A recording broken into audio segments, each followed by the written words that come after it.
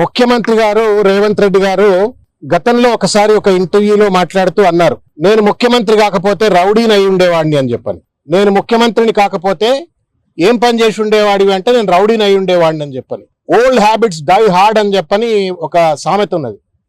ఆ సామెత ఇవాళ తెలంగాణలో ముఖ్యమంత్రి కుర్చీలో కూర్చున్నప్పటికీ కూడా కుక్కతో ఒక గుండ్రాయి కట్టిన చక్కగా కాదన్నట్టుగా ఇవాళ తన నిజస్వరూపాన్ని ఇవాళ కొనసాగిస్తున్నటువంటి ఒక పరిస్థితి ఇవాళ స్పష్టంగా చూస్తా ఉన్నాం.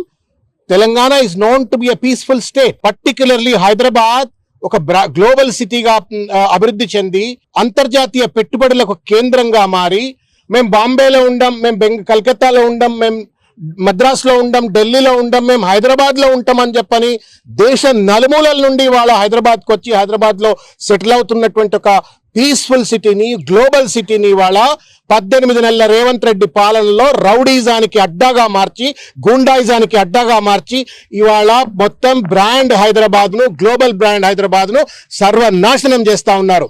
దానికి ప్రతీకగానే యథా రాజా తదా ప్రజ అన్నట్టుగా ఆయనే ఎట్లున్నాడు కాబట్టి మేమెందుకు తక్కువ ఉండాలన్నట్టుగా ఇవాళ మైనంపల్లి హనుమంతరావు గారు కావచ్చు, లేకపోతే ఆయన కొడుకు రోహిత్ రావు గారు కావచ్చు, వీళ్ళంతా కూడా మల్కాజిగిరిలో మన జరిపినటువంటి ఒక దుర్మార్గమైనటువంటి ఒక రౌడీజానికి పరాకాష్ట, పచ్చి బూతులకు పరాకాష్ట, బెదిరింపులకు పరాకాష్ట ఎట్లా ఉందో చూసినాం. దీన్ని తీవ్రంగా మేము ఖండిస్తా ఉన్నాం. షంబీపూర్ రాజు గారు ఏమి చూస్తానికి బక్కపలసగా ఉండొచ్చు, చిన్నగా ఉండొచ్చు, కానీ గుండె ఇంత లావడదు ఆయనది.